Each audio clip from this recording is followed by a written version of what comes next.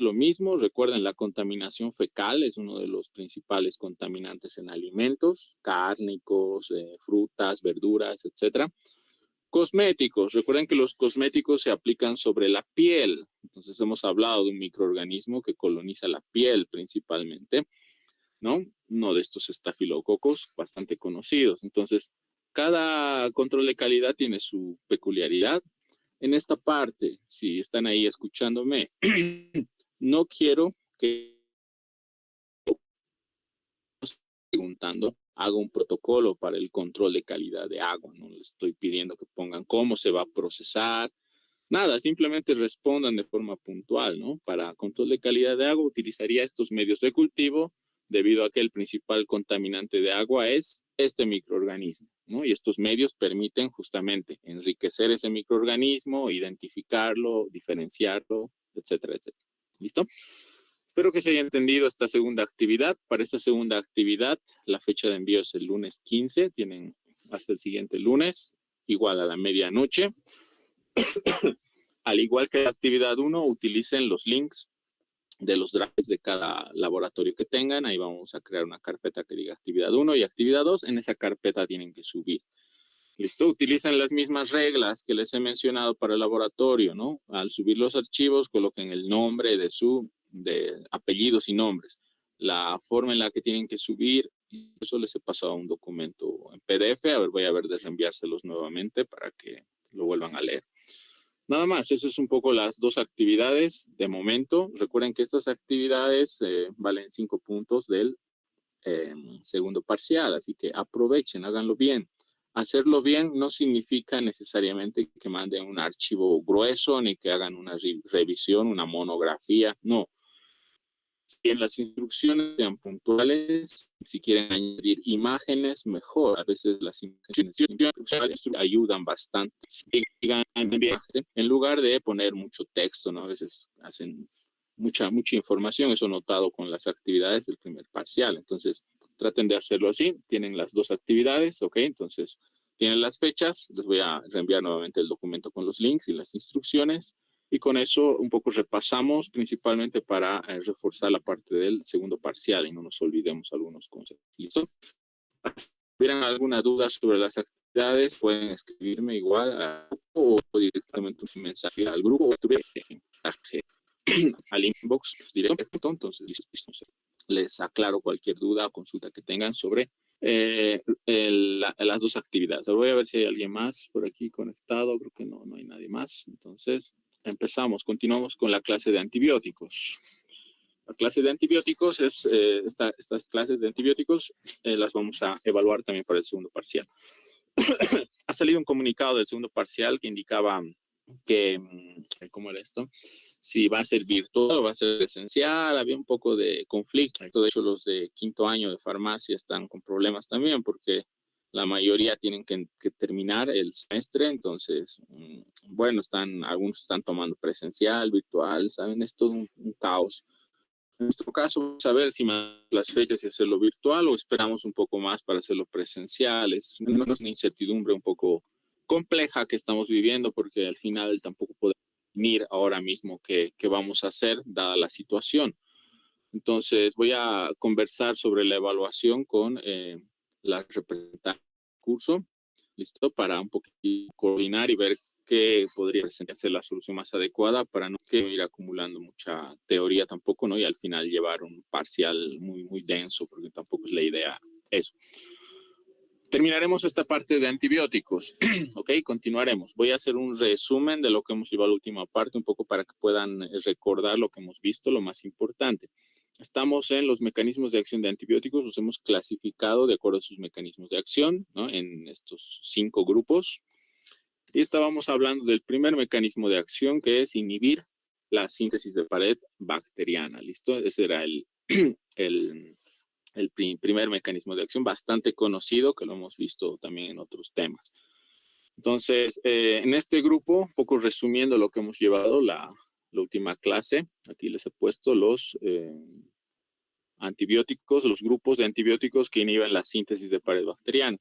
Hemos hablado primeramente de los betalactámicos, ¿no? Que los clásicos, los principales, las penicilina G, la B, ¿listo? Que son los que han sido, al principio han sido descubiertos, que se emplean sobre todo con gran positivos, el Treponema pallidum, que es un gram negativo porque también tiene una acción importante sobre estos microorganismos.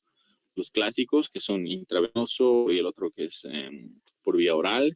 ¿Listo? Hemos hablado del mecanismo de acción. Hemos recordado un poco los componentes de la pared bacteriana, por eso es importante recordar estructura bacteriana. Hemos hablado que todas estas todos estos antibióticos que hemos llevado, todos estos que estoy marcando, lo que inhiben es a la transpeptidasa, inhiben la formación de enlaces cruzados de las cadenas de peptidoglicano, entre las cadenas de peptidoglicano. Recuerde bien el mecanismo, ¿no? Es importante entender eso. A partir de ahí hemos hablado de otro tipo de compuestos como las aminopenicilinas. ¿Listo? Entonces, todas estas aminopenicilinas y cefalosilinas, porinas, son los otros dos grupos que hemos abordado, ¿no? En el caso de ambos grupos tienen sus peculiaridades, pero si se fijan en la tabla, uno de los principales problemas que se tiene con tratamiento de antibióticos es la resistencia, ¿no? Y todos estos, generalmente las bacterias, resistían produciendo beta-lactamasa.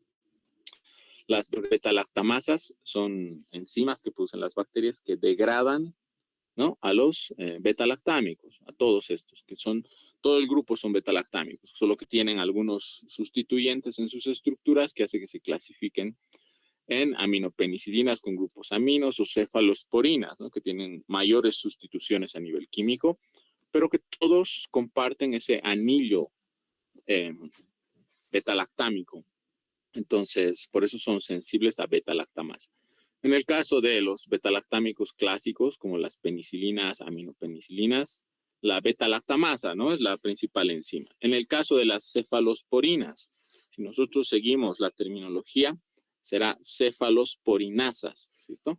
Todas son beta-lactamasas, recuerden bien eso, ¿no? Todos tienen anillo beta-lactámico, entonces por eso aquí se mantiene beta-lactamasa. Sin embargo, si queremos ser específicos, será una cefalosporinasa. ¿Y qué es una cefalosporinasa? Es una beta-lactamasa específica para cefalosporinas, degrada el anillo beta-lactámico de las cefalosporinas. Entonces, en este caso, el principal mecanismo de resistencia a todos estos antibióticos son las beta-lactamasas. En general, degradan el anillo.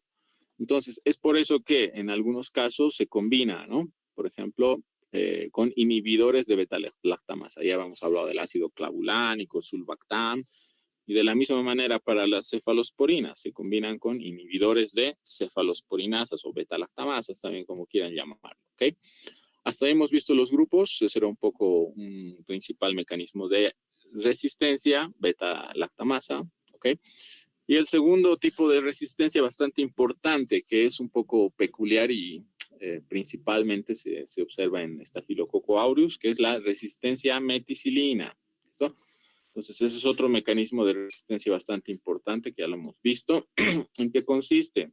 Consiste en que este Staphylococcus aureus tiene un gen adicional que es el MECA. Este gen adicional lo que hace es sintetizar una variante de transpeptidasa, ¿no?, una variante de PBP.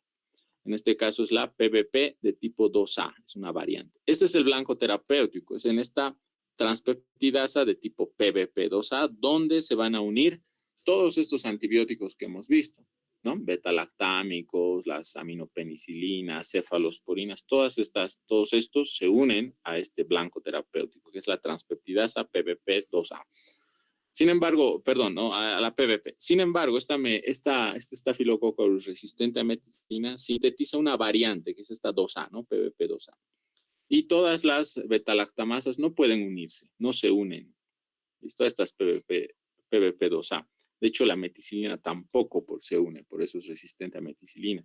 Y esto hace que esta bacteria sea muy resistente a todos los beta-lactámicos, cefalosporinas, etcétera, etcétera. Entonces, por eso es importante estudiar este microorganismo y es uno de los problemas que existen en resistencia a antibióticos.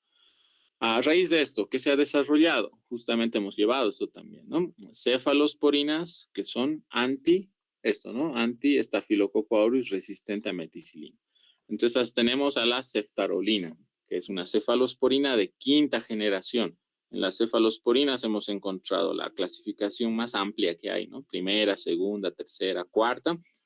A esta ceftarolina se la considera de quinta generación. ¿Cuál es la diferencia con esta cefalosporina, con el resto de cefalosporinas? Nuevamente, su estructura química. Esta ceftarolina tiene un anillo beta-lactámico, ¿no?, en el interior. Sin embargo, tiene varios sustituyentes químicos que lo hace muy afín a esta PBP2A. Por tanto, esta ceftarolina sí puede unirse a la PBP2A en Staphylococcus aureus resistente a meticilina, y por eso es una opción para el tratamiento de este tipo de microorganismo que puede ser muy resistente a todos los beta-lactámicos, pero en este caso se podría tratar con este antibiótico. Esto será un poco el mecanismo de acción de estas cefalosporinas de quinta generación. En el caso de las cefalosporinas, tenemos primera, segunda, tercera, cuarta. Las de las primeras generaciones, hemos dicho, actúan generalmente con mayor preferencia sobre gram positivos, ¿no? Staphylococcus aureus sensible a meticilina, Streptococcus, Piógenes, todas esas bacterias que tienen una tabla.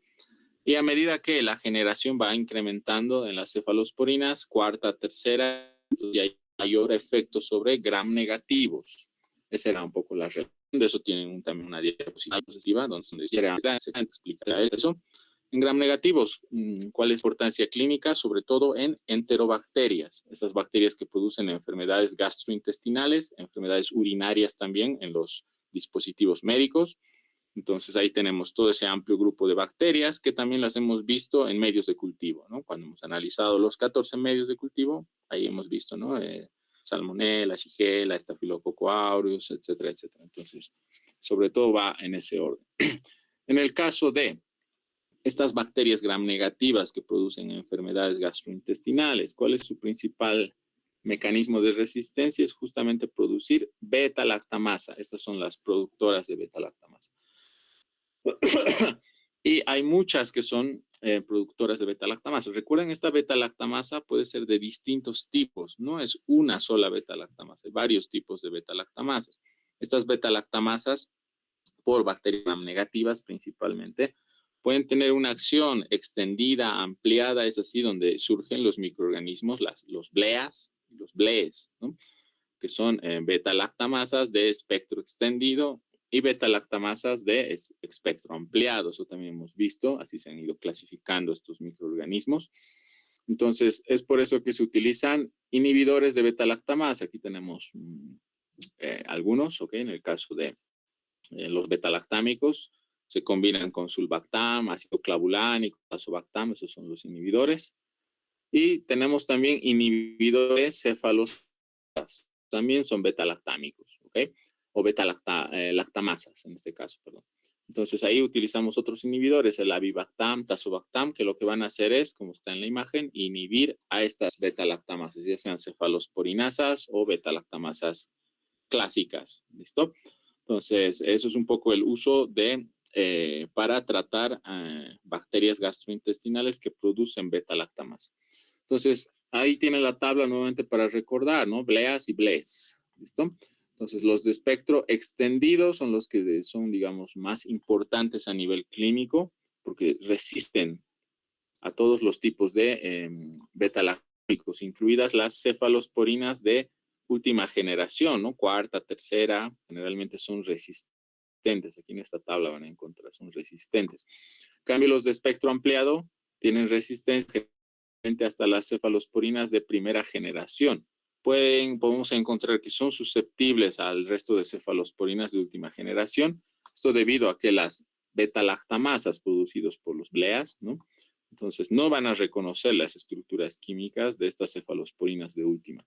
Sin embargo, los blees producen otra beta-lactamasa que es mucho más potente, más amplia, entonces puede degradarse las cefalosporinas de última generación también, ¿no? En ese caso, cuando tenemos bleas o bleas, pues podemos utilizar un inhibidor de beta-lactámicos, ¿no? Combinarlo con alguno de estos inhibidores. en ese también y utilizarlo como opción de terapia también. ¿Listo?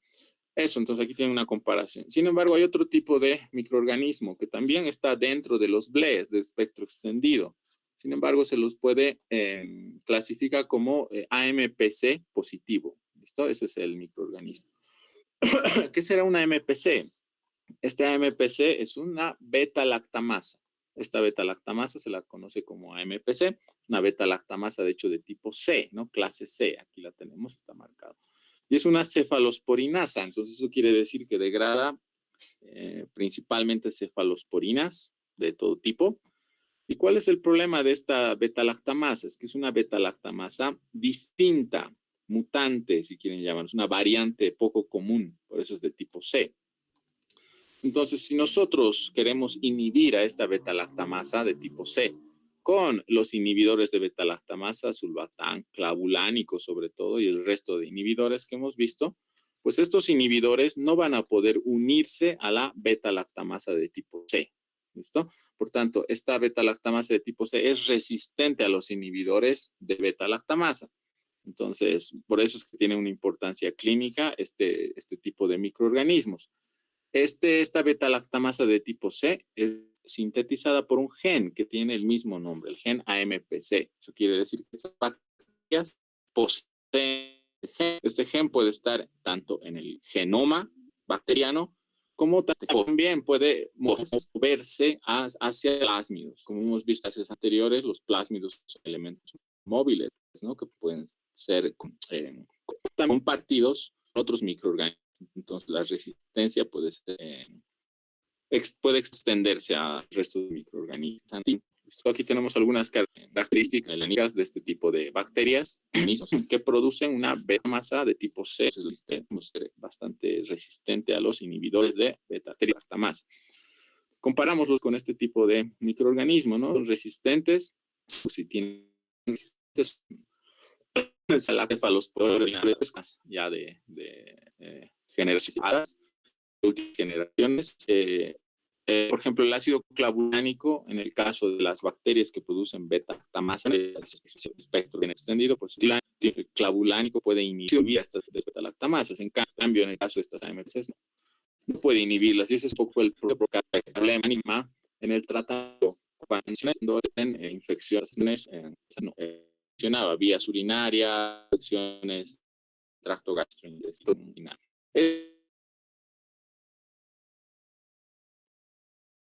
Que aquí están, ¿no? Los carbapenems.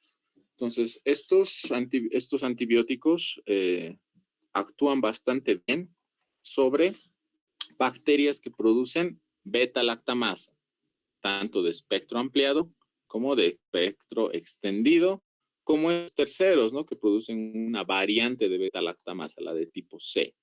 Entonces, estos dos carbapenems son antibióticos resistentes a las beta-lactamasas. ¿Por qué serán resistentes? Son justamente, nuevamente, si revisamos la estructura química, tienen una estructura química distinta. Aquí voy a poner, ahora sí estamos entrando en tema, ¿no? Voy a poner, hasta ahí hemos llevado la última clase. Aquí tenemos la estructura química, la diferencia entre un beta-lactámico común, como la penicilina, aquí tenemos el anillo beta-lactámico. Los carbapenems, como el meropenem, tienen también un anillo beta-lactámico que está en rojo, sin embargo está protegido, ¿no? Por otras estructuras, por otros anillos sustituyentes. Por tanto, la beta-lactamasa, que es una enzima, que es una proteína, no reconoce al meropenem o a los carbapenems en general. Por tanto, los carbapenems son resistentes a beta-lactamasa. Así que pueden ser una buena opción cuando se quiere tratar microorganismos como los bleas. ¿Se entiende, no? Esta parte un poco es ahí donde quería llegar, y justamente para poder explicar los carbapenems tengo que hacer como un resumen de lo que hemos visto hasta ahora. Entonces, este será el otro grupo de antibióticos que también son beta-lactámicos en general. Sin embargo, igual todos inhiben la síntesis de pared bacteriana. Los carbapenems, ¿qué hacen? También se unen a la transpeptidasa, tienen el mismo mecanismo de acción.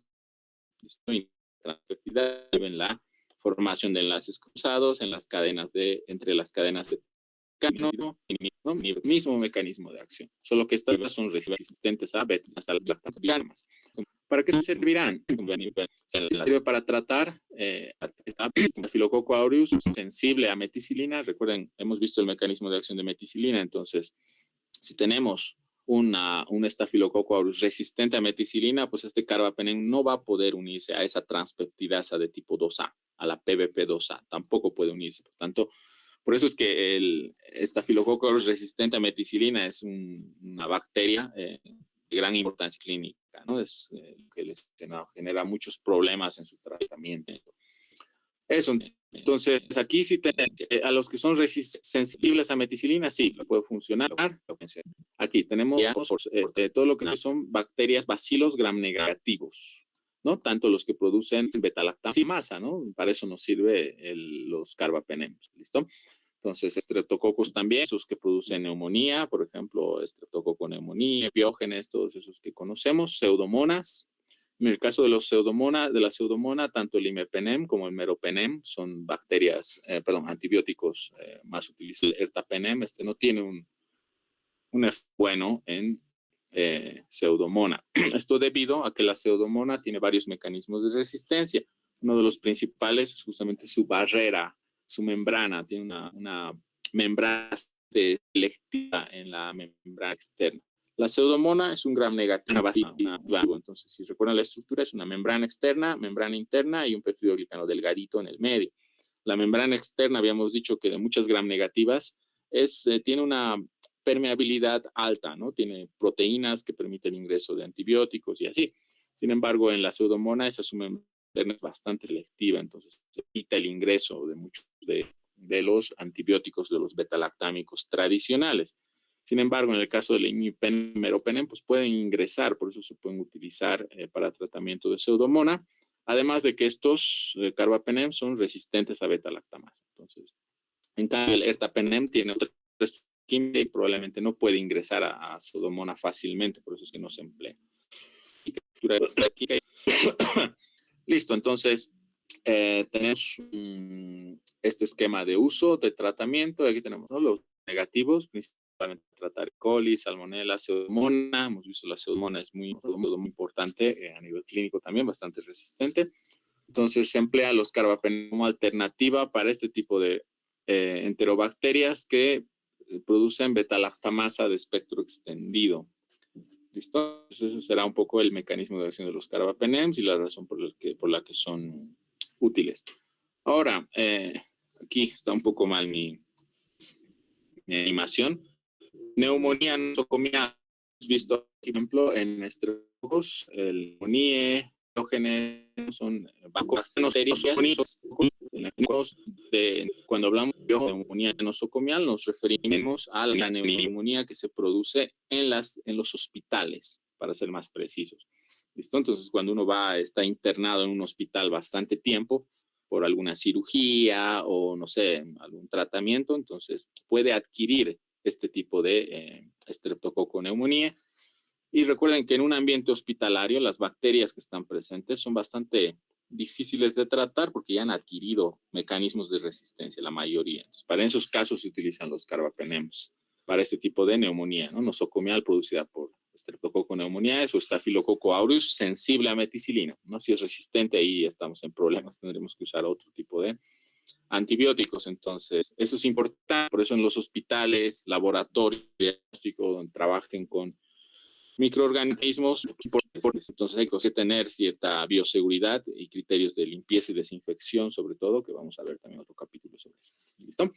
Hasta ahí, entonces, principal mecanismo de tratamiento de todos estos beta-lactamos, hemos visto que es la inhibición de la transpeptidasa. Aquí está la enzima, esta transpeptidasa se inhibe, aquí tenemos todos los beta-lactámicos, hasta ahora hemos visto varios, ¿no? Carbapenems, cefalosporinas, aminopenicilinas y los tradicionales beta-lactámicos. Entonces, todos lo que hacen es inhibir a la transpeptidasa, ¿no? Y de esa manera evitamos, ¿no?, la formación de estos enlaces cruzados, ¿no? Eso sería un poco. Ahora, ¿qué es lo que ocurre en el caso de los carbapenems? Aquí pongo, ¿no? Imaginemos que este es el carbapenem que hemos estudiado.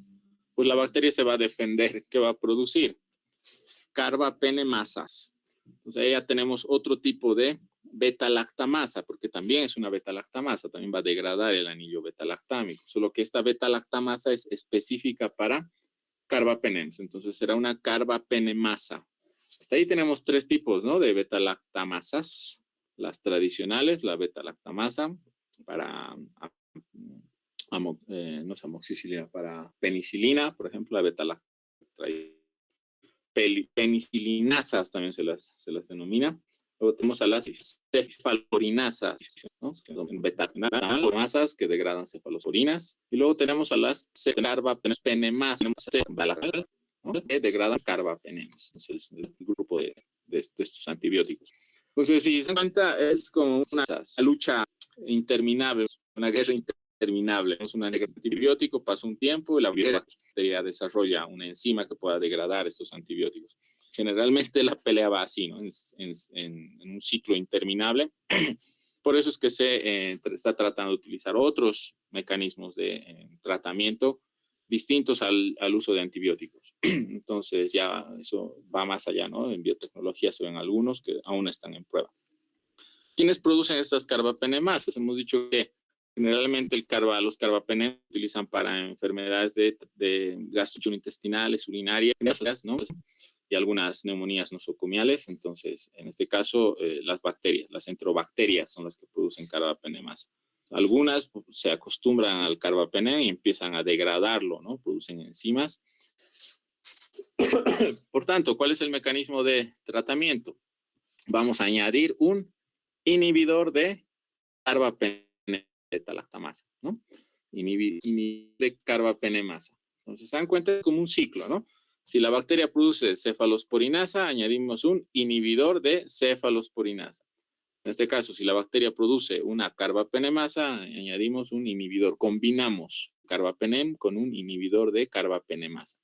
En este caso, aquí están los inhibidores, cilastatin, relebactam, vaborbactam, que lo que van a hacer, como tienen en el esquema, se unen a la carbapenemasa, la inhiben, por tanto, ya no va a degradar de la bacteria. Entonces, la inhiben, utilizamos combinaciones. Aquí tenemos las combinaciones, el imipenem con cilastatin o relebactam, por ejemplo, son combinaciones que se utilizan, y el meropenem con vaborbactam. En este caso, ¿para qué se usa? Se utiliza para lo mismo que hemos visto en el caso de los carbapenem solos, ¿no? Para bacterias estafilococos resistentes sensibles a meticilina, todos los estreptococos que produzcan neumonía nosocomial, algunos anaerobios, pseudomonas, bacterias bacilos gram negativos entéricos que producen enfermedades gastrointestinales, salmonela, etcétera, etcétera. Y sobre todo para todas estas bacterias que producen carbapenemasa. ¿Listo? Tanto para bacterias que producen beta-lactámicos de espectro extendido, que también pueden ser un problema, y carbapenemasa. Para eso se utiliza principalmente. ¿Y para qué no nos sirve? No nos sirve para Staphylococcus resistente a meticilina, que es uno de los principales problemas que les había mencionado anteriormente. ¿Listo? Entonces, aquí tenemos, ¿no? Infecciones por pseudomona, sobre todo pseudomona es la que produce beta-lactámicos, carbapenemasas. Es un problema pseudomona y puede transferir este tipo de resistencia al resto de microorganismos entéricos también. Entonces, usualmente estos antibióticos, estos carbapenems con inhibidores de beta-lactamasa, son de amplio espectro, obviamente van a actuar sobre muchos microorganismos, pero se utiliza casi al final, ¿no? Es el caso de tratar bacilos gram negativos, los más al final. Esto hay que ir, el tratamiento obviamente se va yendo de forma progresiva, no puedo dar esto al inicio de cualquier tratamiento, ¿no? Generalmente se van haciendo distintas pruebas y esto es como uno de los últimos casos, ¿no? Para las bacterias más problemáticas. Hasta ahí tenemos los carbapenems, entonces al igual que las cefalosporinas, tenemos carbapenems que son resistentes a beta-lactamasa y que cuando la bacteria produce carbapenemasa, pues añadimos un inhibidor de carbapenemasa o un inhibidor de beta-lactamasa. ¿Listo? Hasta ahí entonces. Pasemos al otro grupo, los monobactams. Ahí tenemos el Aztreonam, que es otro antibiótico también bastante conocido. ¿Listo? ¿Sí? ¿Alguien quiere comentar algo? ¿He escuchado por ahí algún sonido? ¿Nadie? Igual no me interrumpen cuando quieran, ningún problema. En el caso del Astronam, que es un monobactam, que no realmente para qué utilizamos monobactams. Los monobactams tienen también otra estructura. Recuerden, todos son beta-lactámicos, ¿no? Todos tienen anillo beta-lactámico, tienen otra estructura química. Entonces, aquí no hemos hablado de algo importante en el caso de los beta-lactámicos, que es justamente la, ¿cómo se llama esto? La alergia a los beta-lactámicos. Está aquí anotado. Entonces, antes de tratar a un paciente con beta-lactámicos, tenemos que estar seguros de que no sea alérgico a los beta-lactámicos. Es una pregunta generalmente que nos hacen cuando nos van a, no sé, colocar penicilina por vía intramuscular o algún antibiótico, sobre todo a nivel sistémico, estamos hablando, ¿no?, de inyecciones o por vía intravenosa, donde el antibiótico llega fácilmente y se distribuye en todo el organismo. Entonces, si un paciente es alérgico, pues va a tener problemas. En farmacología creo que hacen algunas pruebas de alergias a beta-lactámicos. Por ahí he visto alguna práctica de laboratorio en farmacología 2, quizás, o en el 1, no estoy seguro. Entonces se colocan gotitas del antibiótico, ¿no?, en los ojos para ver si hay irritación, o en la piel, aunque suele demorar un poco más, pero bueno, hay varios mecanismos de identificación de alergias. Entonces, ¿qué pasaría? Sería la pregunta si tenemos un BLE o una bacteria que produzca beta-lactamasa de espectro extendido, que produzca, no sé, ya me entienden, una bacteria bastante problemática, y que a la vez el paciente sea alérgico a los beta-lactámicos. Entonces, es ahí donde entran los monobactams, ¿listo? Entonces, los monobactams tienen una estructura, por ejemplo, tiene una estructura bastante distinta, y generalmente puede ser utilizado en pacientes que sean alérgicos a los beta-lactámicos. Entonces, es útil para algunas pseudomonas y la mayoría, ¿no?, la mayoría de los bacilos gram negativos, ¿no? Eso es lo que significa esta abreviación, ya lo hemos visto antes.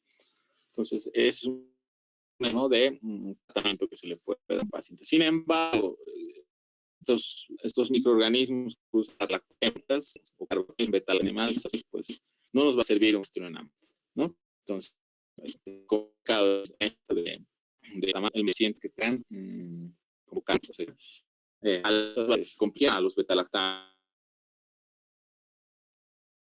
que tengan otro mecanismo distinto a la ciencia de infección, que los vamos a ir viendo más adelante. Otra cosa, el Astronam puede tener reacción cruzada con la ceftazidima, ¿no?, que es una cefalosporina. Puede haber pacientes, en casos muy raros, generalmente no es tan común, que sean alérgicos a ceftazidima. Entonces, si son alérgicos a ceftazidima, pues lo más probable es que también sean alérgicos a los monobactams, en este caso al Astronam, por la similitud que tienen en su estructura química y una reacción cruzada. Entonces, eso es lo que hay que tomar en cuenta en el tratamiento de monobactams. ¿Ok? Esa contra pseudomonas, esto es en caso de que el paciente sea alérgico a bactámicos, no podemos utilizar ningún otro, usamos monobactam, pero la condición no busca masa, porque si produce, pues no va a ser resistente al Astronam, no produce. Entonces, esto es un poco lo que hay que tomar. Es que bien, así que tomar en cuenta. ¿Okay? Hasta ahí seguimos con el mismo grupo, ¿no?, de síntesis de pared bacteriana. Estamos hablando de ese grupo.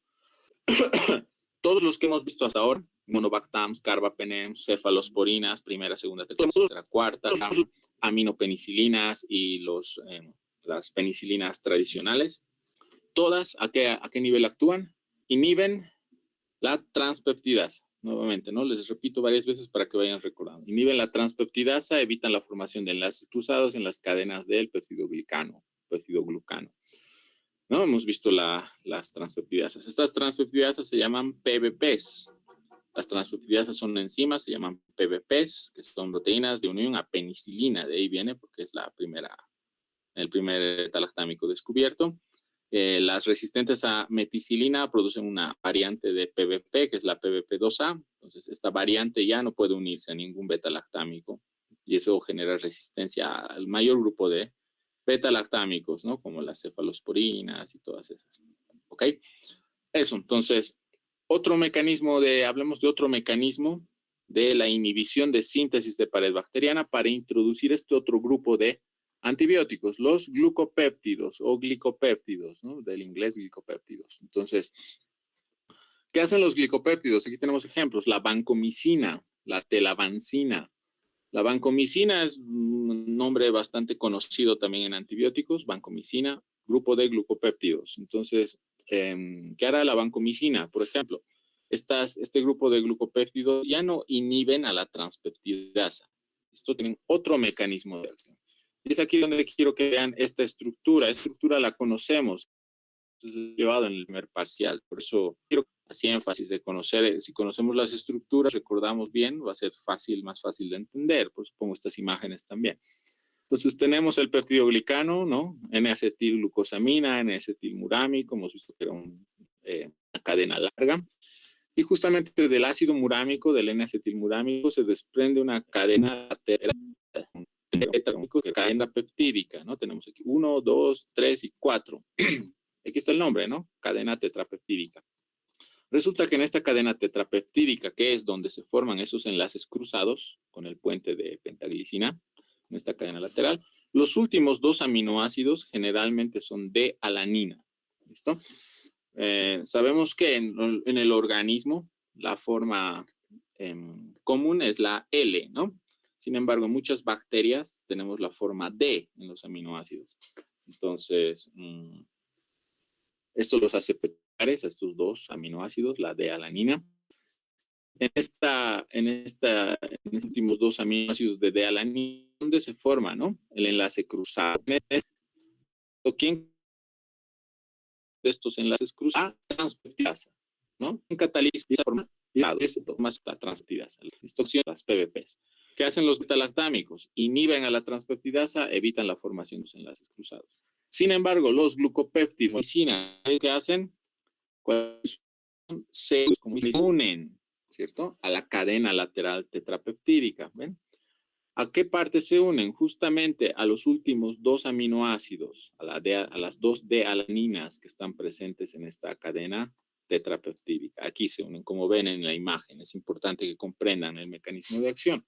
Entonces, la vancomicina se unen, reconocen estas D-alaninas de la cadena lateral tetrapeptídica, se unen y bloquean la cadena lateral tetrapeptídica.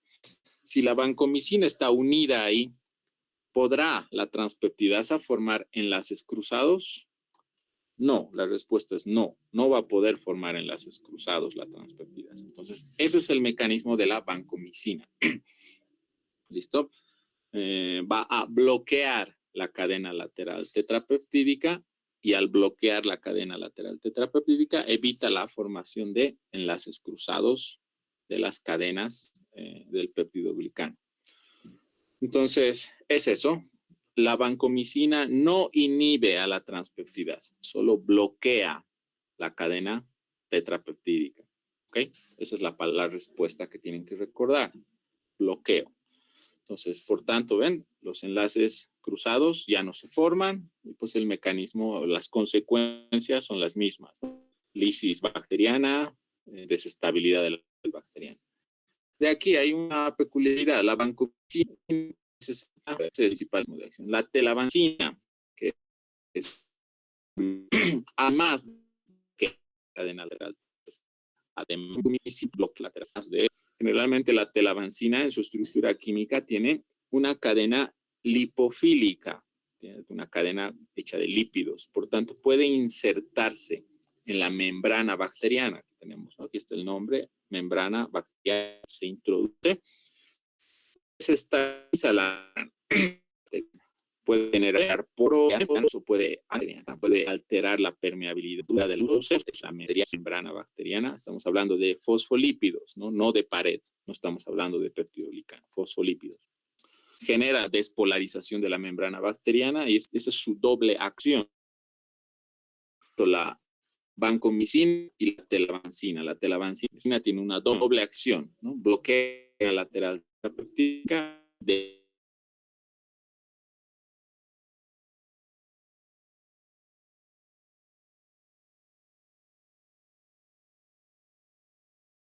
desestabilizar la bacteriana por una liga los mecanismos y la lisis bacteriana, la muerte celular, la muerte bacteriana. ¿Listo? Entonces aquí tienen los dos antibióticos. ¿Para qué servirán? Staphylococcus aureus nuevamente, para ambos, ¿no? Tanto resistente a meticilina. Aquí ya tenemos una alternativa para tratar Staphylococcus aureus resistente a meticilina. Entonces, para eso nos sirve, porque la vancomicina tiene otro mecanismo de acción. No inhibe a la transpeptidasa, ¿no? Bloquea la cadena lateral tetrapeptídica, la bloquea, evita la formación de enlaces cruzados, pero bloqueando la cadena lateral tetrapeptídica, la transpeptidasa.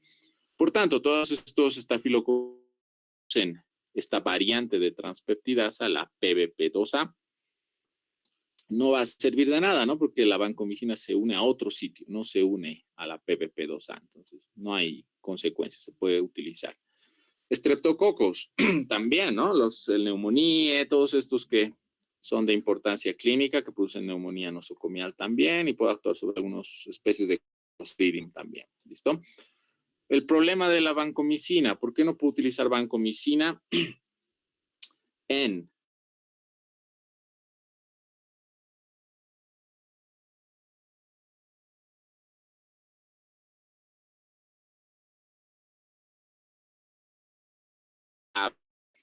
de gram negativos, por ejemplo, gram negativos? El problema es que estos, como son glucopéptidos, pues son antibióticos glicosiladas. Por lo tanto, no pueden ingresar fácilmente a una bacteria gram negativa, debido a que tienen membrana en cadena.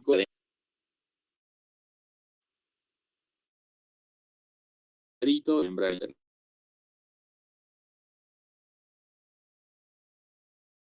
hidrofóbica, entonces, porque tiene fosfolidos. Y la mayoría de estos péptidos, glucopéptidos, no atraviesan estas membranas fácilmente. Es por eso que una gram negativa es difícil de que pueda actuar sobre gram negativas. Ok, esa es un poco la desventaja de la vancomicina, ¿no? Si tuviéramos una infección por pseudomonas que produzca beta-lactamasa o que produzca, no sé, algún otro tipo de enzima, carbapenemasa y así, entonces la vancomicina no nos va a servir porque la pseudomonas pues tiene una membrana muy selectiva externa y no va a poder penetrar la vancomicina al interior de la bacteria. Entonces, eso, ¿no? Hicimos principalmente aplicaciones sobre Staphylococcus pneumoniae y estas, ¿no? Meticilinos resistentes. Estos Staphylococcus aureus tan problemáticos. También, ¿para qué se utiliza la vancomicina? También puede utilizarse en casos de que el paciente sea alérgico a beta-lactámicos.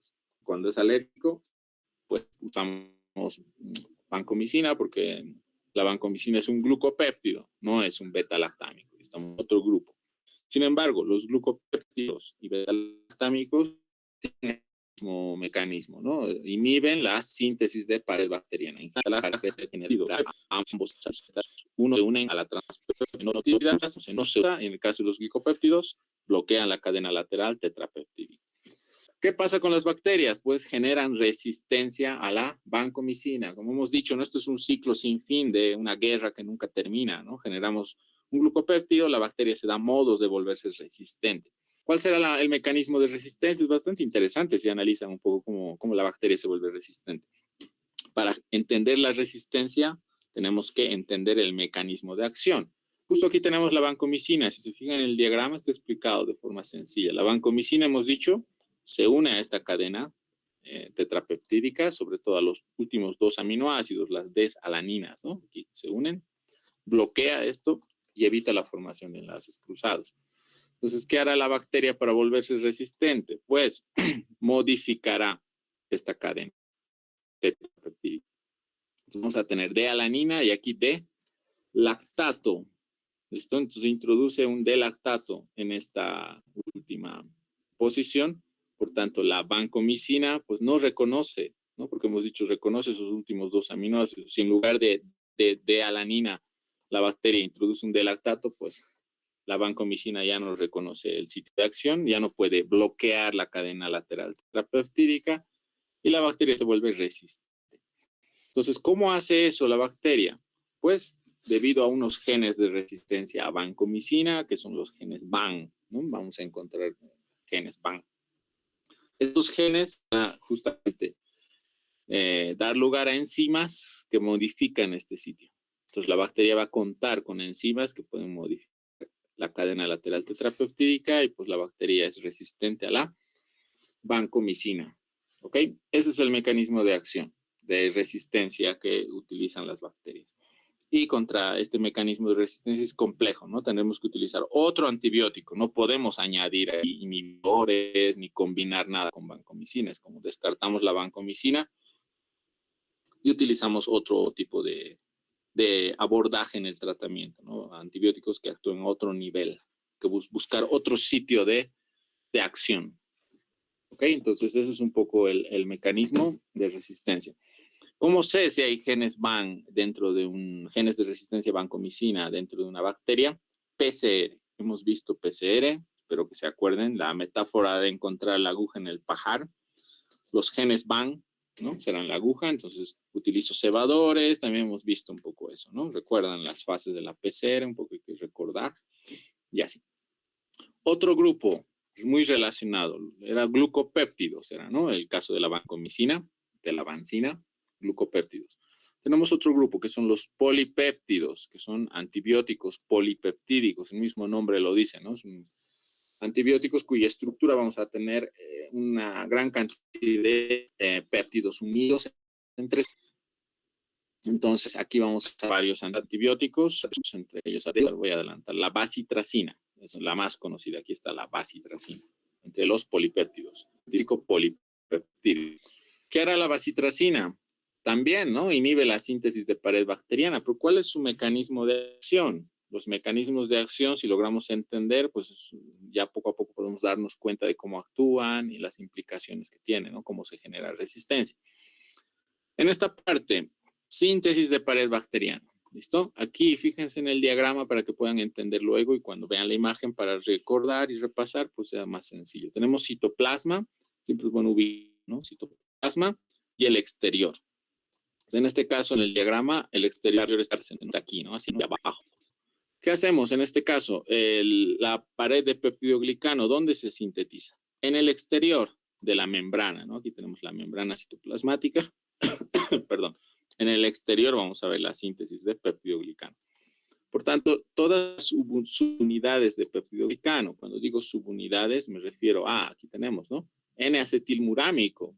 Sabemos que el peptidoglicano está hecho de N-acetilmurámico y que a la vez tiene esta cadena tetrapeptídica, ¿no? Que son las 2D-alaninas, por ejemplo. Entonces, el N-acetilmurámico unido a la cadena lateral tetrapeptídica es una subunidad de la pared.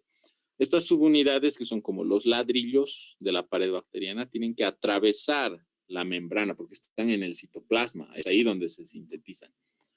Tienen que atravesar la membrana citoplasmática bacteriana al exterior, y aquí es en el exterior donde la pared bacteriana se va a ensamblar, ¿cierto? Ahí participa la transpeptidasa. Entonces, para atravesar esto necesito un transportador.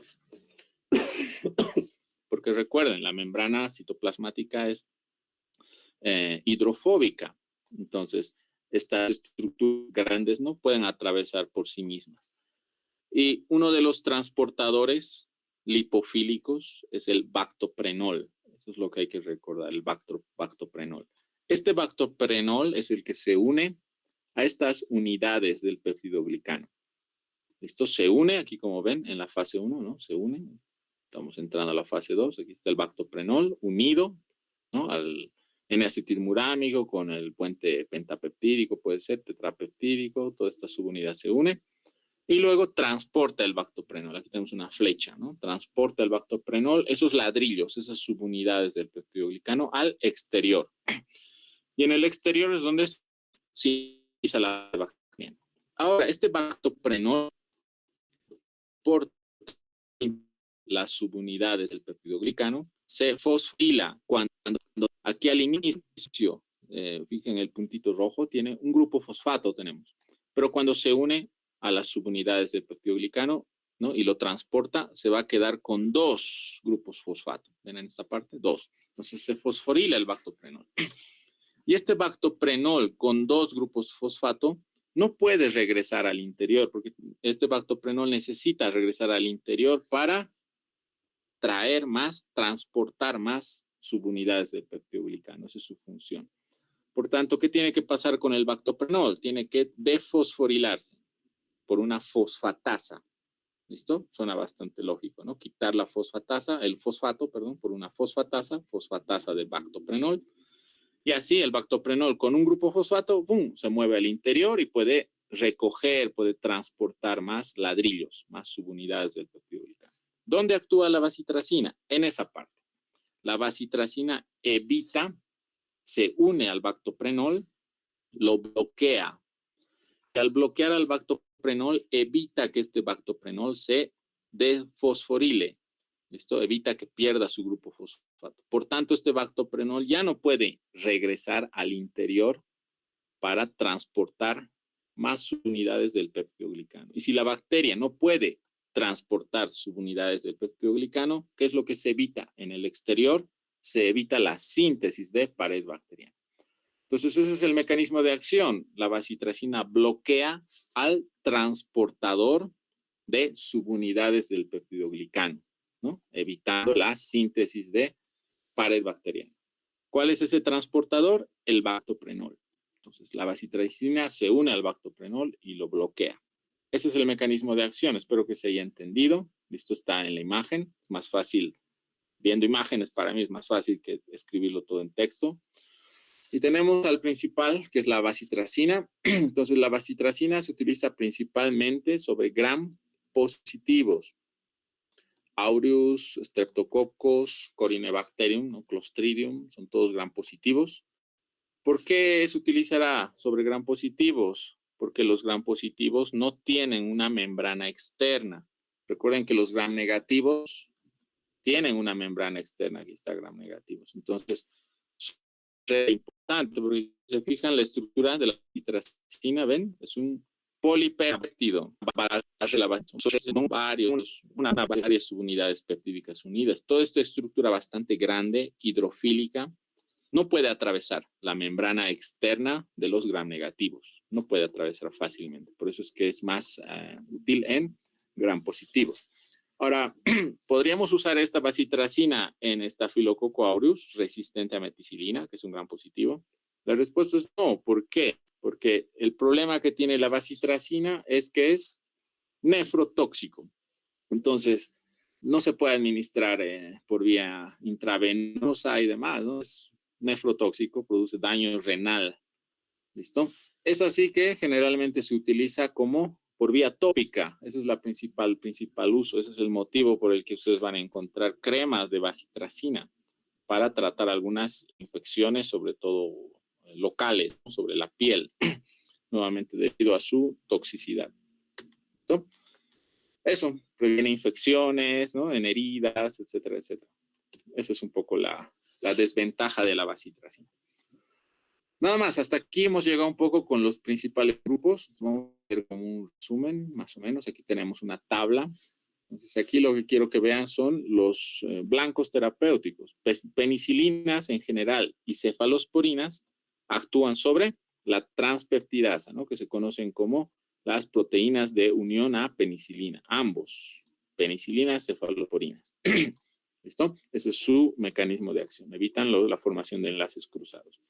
La vancomicina, que es un glucopéptido, la vancomicina, ¿qué es lo que hace? Bloquea, ¿no? La cadena lateral tetrapeptídica, se une a las D-alaninas terminales y evita la formación de enlaces cruzados. Su sitio de acción está aquí, ¿no? Las D-alaninas terminales de la cadena lateral tetrapeptídica. Ese es su sitio de acción. En cambio, la bacitracina actúa sobre el bactoprenol. Evita el reciclaje del bactoprenol, ¿no? Entonces, bloquea el transporte de subunidades de peptidoglucano. Eso es lo que hace la bacitracina. Aquí ya tienen una tabla un poco para comparar sus sitios de acción. Y recuerden, todos inhiben en general la síntesis de pared bacteriana. De distintas maneras, pero lo que hacen es inhibir la síntesis de pared bacteriana. ¿Ok? Los grupos más grandes, penicilinas, cefalosporinas, ¿no? Esos son los grupos más grandes de antibióticos que tenemos, ya sean, ¿no?, combinados con beta-lactamasa de todo tipo, carbapenemasa, cefalosporinas, ¿no? Podemos combinar inhibidores, entonces se vuelve más complejo. Ok, entonces hasta aquí les voy a hacer un resumen. Tienen una tabla, de hecho esta tabla se las voy a compartir también. Aquí tenemos todos los microorganismos, perdón, todos los antibióticos que inhiben la síntesis de pared bacteriana. Entonces tenemos beta-lactámicos clásicos, aminopenicilinas que son sensibles a beta-lactamasa, aminopenicilinas con inhibidores de beta-lactamasa, cefalosporinas, primera, segunda, tercera, cuarta. La de quinta, que es la que se utiliza para Staphylococcus aureus resistente a meticilina. Luego, ¿qué más podemos hacer con las cefalosporinas? Podemos añadir un inhibidor de cefalosporinasa, que es una beta-lactamasa también, que son distintos los inhibidores. Los carbapenems, que son ya para tratamientos de gram negativo, principalmente los BAS, ¿no?, que tienen otra estructura química. Las bacterias pueden producir carbapenemasas, entonces podemos combinar carbapenems con beta-lactamasas, inhibidores de beta-lactamasas. Tenemos los monobactams para personas alérgicas a beta-lactámicos. Sin embargo, estos monobactams, como el Aztreonam, pueden ser degradados, pueden ser sensibles a beta-lactamasas. Entonces no se emplea, ¿no?, para los BLES y BLEAS, ¿no?, pero son insertivos, ¿no?, que se puede emplear para tratamiento de pseudomonas que no produzca beta-lactamasa.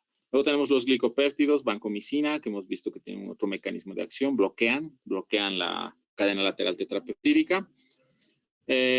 Bueno, tenemos también glicopéptidos de acción prolongada, que es otro tipo de glicopéptidos adicionales, aunque lo he querido poner aquí también. ¿Qué más? A ver, hasta los monobactams, todos son inhibidores de la transpeptidasa.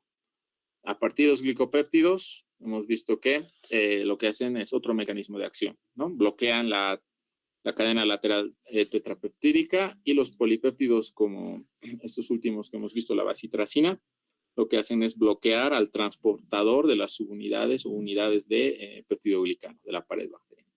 ¿Ok?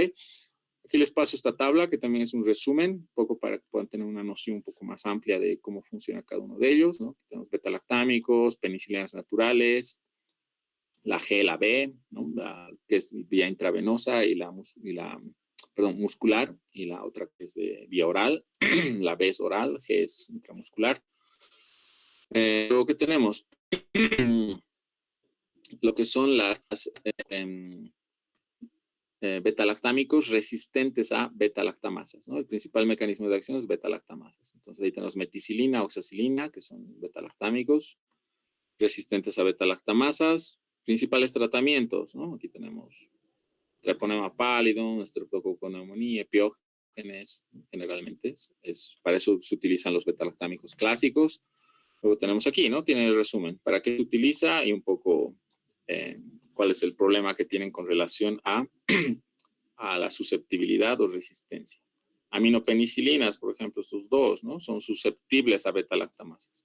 Ese es el problema de estas, amoxicilina y ampicilina. Si una bacteria produce beta-lactamasa, pues ya estamos. La mayoría, les diré, sí produce. Ese es el problema que tenemos con la resistencia a los antibióticos. Uno se enferma de alguna infección por E. coli, toma amoxicilina, no le hace efecto.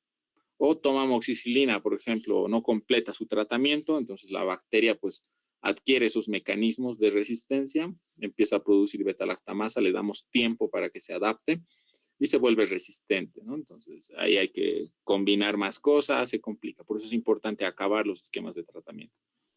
Para esto tenemos aminopenicilinas con inhibidores de beta-lactamasa. Aquí tenemos sulbactam, clavulánico, tazobactam, esos son los inhibidores. Estos resisten a las beta-lactamasas, se emplean, ¿no? Lactamasas producidas por Aureus y E. coli. Entonces, ¿para qué se utiliza? Aquí tenemos. BLEAS se puede utilizar. En el caso de bacterias productoras de beta-lactamasa de espectro ampliado, ahí sí podemos utilizar una, no sé, amoxicilina sulbactam, por ejemplo, en el caso de tratamiento de estos microorganismos. Cefalosporinas, todo el grupo primera, segunda, tercera, cuarta y quinta, o los que son anti-Staphylococcus aureus resistente a meticilina, ¿no? Están clasificados así. Aquí he puesto dos ejemplos de cada uno, un poco para que puedan recordar algunos nombres, que es lo que necesariamente tienen que hacer, porque es parte de su formación, ¿no? En química farmacéutica, en el caso de antimicrobianos. Los más conocidos, tanto de primera, segunda, tercera, cuarta y quinta. ¿Listo? ¿Y para qué son utilizados? Recuerden, Staphylococcus aureus sensible a meticilina, Streptococcus piógenes, etcétera, etcétera, ¿no? Neisseria Haemophilus, Haemophilus influenzae, por ejemplo, que también produce meningitis, Neisseria, gonorrea.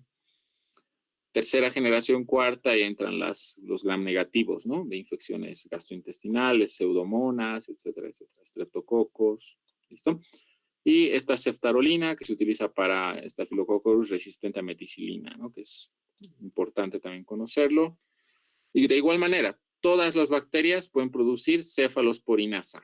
Entonces, combinamos cefalosporinas con un inhibidor de cefalosporinasa o beta-lactamasa. Aquí tenemos las combinaciones, avibactam, tazobactam, son los inhibidores. Entonces, en este caso, esta combinación va a resistir a las beta-lactamasas, ¿no? Producidas sobre todo por bacterias que producen beta-lactamasas de espectro extendido. Ahí tenemos Pseudomonas y todos los gram negativos entéricos. ¿Ok?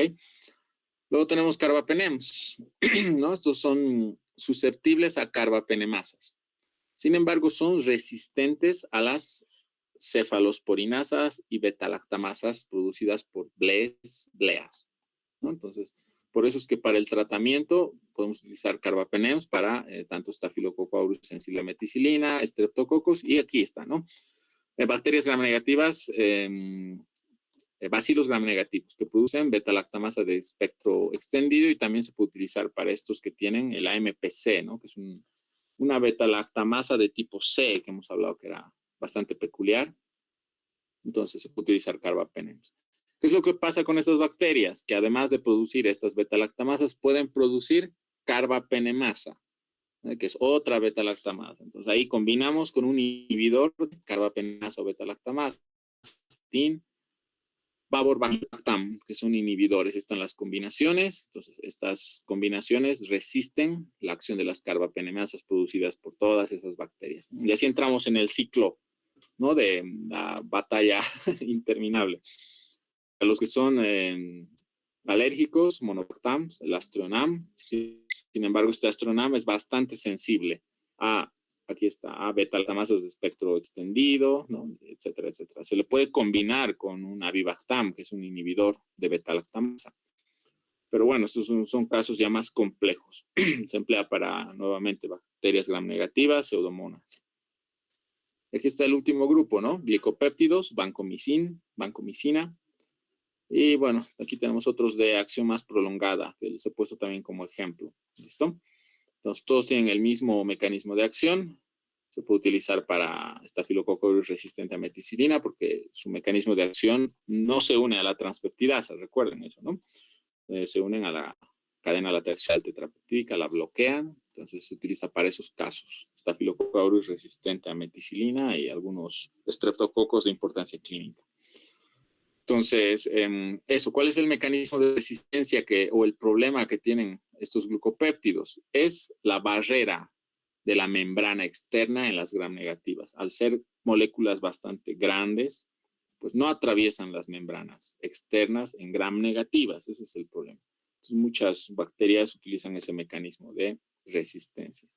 Tenemos bacitracina, ¿no? Que tiene otro mecanismo de acción también. Hemos visto que es por vía tópica, es nefrotóxico, es la desventaja, y gram positivos principalmente.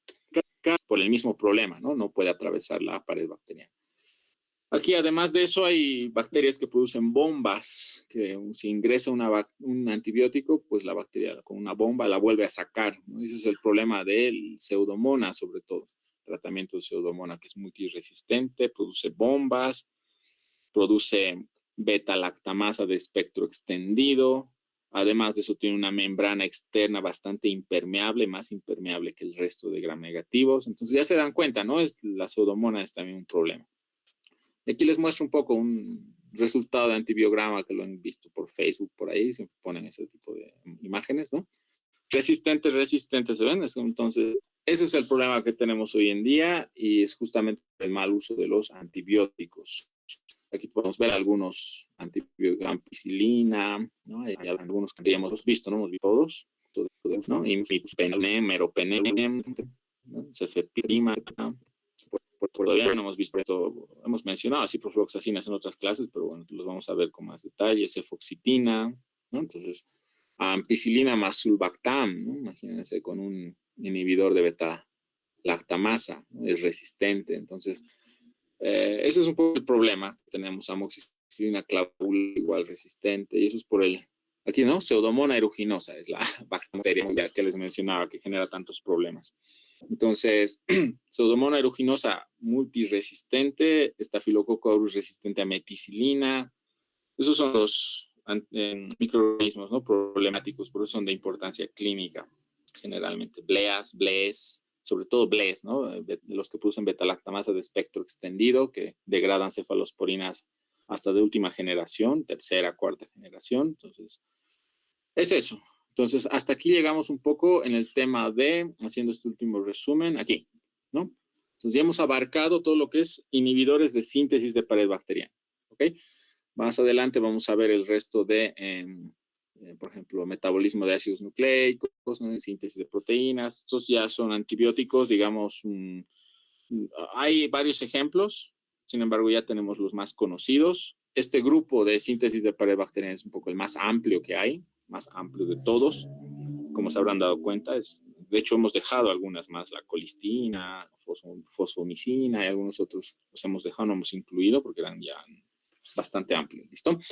Hasta ahí dejamos la clase de hoy día. Entonces, les voy a pasar las diapositivas, les voy a pasar las actividades. Hagan las actividades para mejorar su nota del segundo parcial y bueno, voy a conversar luego más adelante con la representante del curso para ver un poco las fechas y ver hasta dónde vamos a evaluar para que yo les pase también un cronograma, ¿cómo se dice? Un detalle del contenido que hemos ido llevando hasta ahora para que les sirva de guía también para que puedan estudiar. ¿Listo? Doctor, Entonces, una sí. pregunta. ¿Las actividades son grupales o son individuales? Individuales. De hecho, lo haces en un documento Word, lo guardas en PDF y lo envías con tu nombre al link del Drive que tenemos para presentar cuestionarios de laboratorio. Entonces, esas instrucciones al inicio del año les he pasado en un PDF, les voy a volver a enviar ahora al grupo para que lo vuelvan a leer, para que vean cómo tienen que enviar. Se va a crear tienen un drive cada día de laboratorio y se va a crear una carpeta que diga actividad 1, actividad 2, es en esa carpeta donde tienen que subir sus tareas en la fecha que está ahí en la diapositiva, dice hasta qué fecha y hasta qué hora. Entonces, suban eso en PDF, es individual, ¿listo? La actividad. Les he explicado que tienen que responder también, no hagan monografías, lean bien lo que dice las instrucciones, entonces sean puntuales, claros en sus respuestas. Si pueden añadir alguna imagen, algo que pueda ayudar en su respuesta, háganlo, no hay ningún problema, pero generalmente todos se envían PDF al